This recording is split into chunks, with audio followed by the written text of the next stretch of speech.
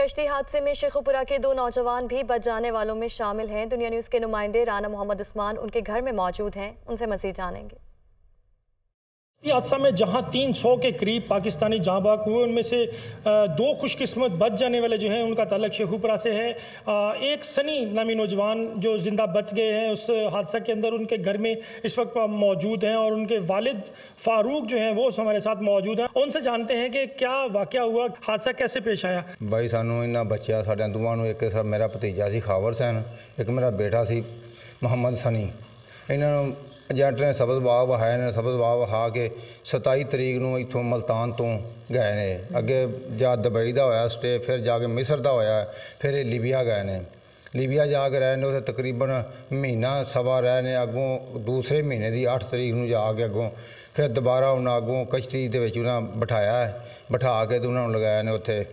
फिर भुखे तरियाए 5 दिन तो 6 रातां लग गई। 6वीं रात जाके ये वाक़या होया है। कुछ बच्चे ने जिन्हें छलांगा लगा दी, जिन्हें एक मेरा बच्चा भी है।